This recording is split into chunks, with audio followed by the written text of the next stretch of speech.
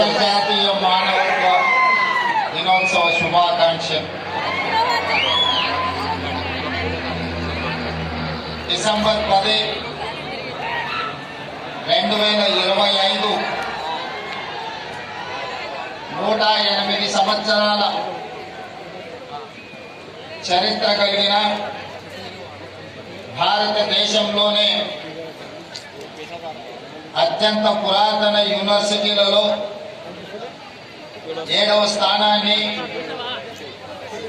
దక్షిణ భారతదేశంలో 3వ స్థానాన్ని ప్రాధాన్యతను ఆక్రమించిన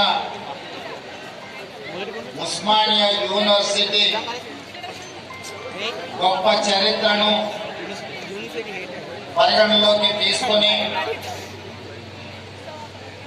వేలాది మంది ఉస్మానియా యూనివర్సిటీ విద్యార్థులు, యూనివర్సిటీ వైస్ ఛాన్సలర్ గారు, ఆర్ట్స్ కళాశాల ప్రిన్సిపల్ గారు, అధ్యాపక సిబ్బంది, పూర్వపు విద్యార్థులు, నేడు చదువుకుంటున్న విద్యార్థులు వేదిక మీద దాదాపుగా 60 సంవత్సరాల ఉస్మానియా యూనివర్సిటీకి సజీవ సాక్ష్యంగా ఉన్న పెద్దలు కేశవరావు గారు, మీడియా మిత్రులు,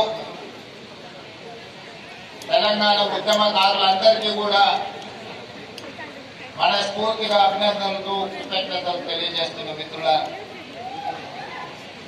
మిత్రులారా, ఉస్మానియా యూనివర్సిటీకి రావాలి, ఆర్ట్స్ కళాశాల ముందు నిలబడి ఇక్కడ చదువుకుంటున్న విద్యార్థుల యొక్క ఆకాంక్షల్ని అడిగి తెలుసుకోవాలి. ఒకనాడు తెలంగాణ ఉద్యమ సందర్భంగా ఈ వేదిక మీద నుంచే స్వరాష్ట్ర ఆకాంక్షను బలంగా వినిపించి 4 కోట్ల తెలంగాణ ప్రజల యొక్క ఆకాంక్షను ఈనాడు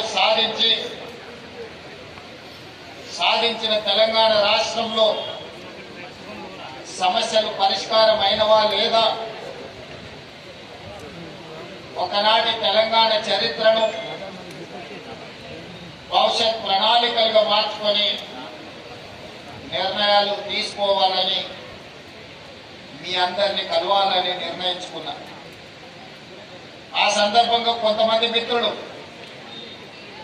కలిసి సూచన చేసినప్పుడు ముఖ్యమంత్రి గారు చాలా ధైర్యం చేస్తున్నారు,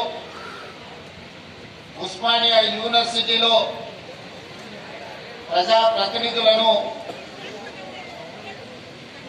రాష్ట్ర మంత్రివర్గాన్ని లేదా ముఖ్యమంత్రి గారిని అడ్డుకునే ఒక చరిత్ర ఉన్నది, మీరెందుకు ధైర్యం చేస్తున్నారు అని నన్ను అడిగారు. అంటే వారికి ఒక మాట చెప్పిన, నాది ధైర్యం కాదు, నాది అభిమానం. మా సోదరులు,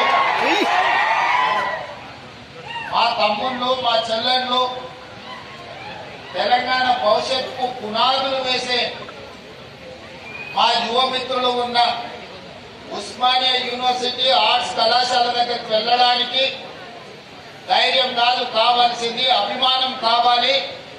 గుండెల నిండా అభిమానాన్ని నింపుకొని ఈనాడు ఈ ఆర్ట్స్ కళాశాల ముందు నిలబడి మన భవిష్యత్ ప్రణాళికలను రచించుకోవడానికి నేను ఇక్కడికి రావడం జరిగింది. అదేవిధంగా ముఖ్యమంత్రిగా మీరందరూ అందించిన అధికారంతో నాకు చాలా సిబ్బంది అందుబాటులో ఉంటారు. ఎక్కడికి వెళ్తున్నా అక్కడ ఏం మాట్లాడాలో పేజీలకు పేజీలు, పుస్తకాలకు పుస్తకాలు రాసిచ్చి ఐఏఎస్ పరీక్షకు ప్రిపేర్ అయినట్టుగా ఉపన్యాసాలకు మమ్మల్ని ప్రిపేర్ చేస్తుంటారు. ఇంత కట్ట కాగితాలు నాకు తెచ్చిండు. ఉస్మానియా యూనివర్సిటీకి వెళ్తున్నారు కదా, ఇవన్నీ మీరు చదువుకోండి అని నేను ఒక మాట చెప్పిన, చదువుకొని మాట్లాడితే ఉస్మానియా యూనివర్సిటీకి వెళ్ళడం శుద్ధ దండగా ఆ మనసులో ఏముందో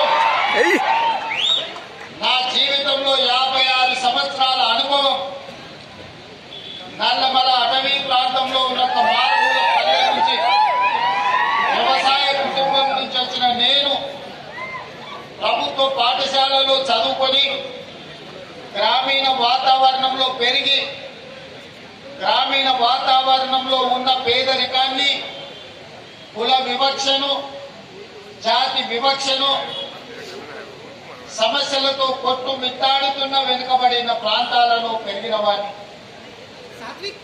నాకు కొత్తగా మీరు రాసిచ్చి నాకు చదివిపించి చదువు నేర్పించి మా తమ్ముళ్ళ మా చెల్లెళ్ళ ముందర మాట్లాడించడానికి ప్రయత్నం చేయకండి.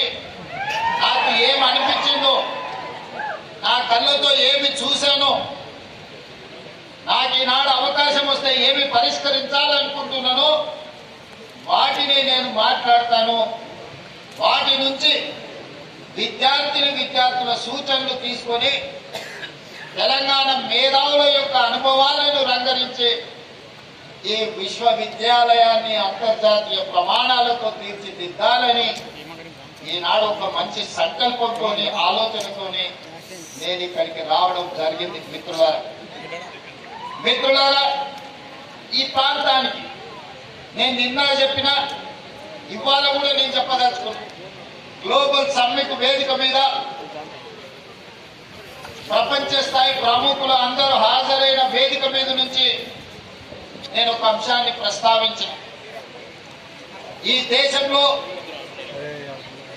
తెలంగాణ ప్రాంతానికి ఈ భూమికి ఈ గాలికి నీరుకి ఒక చైతన్యం ఒక పౌరుషం ఉన్నది.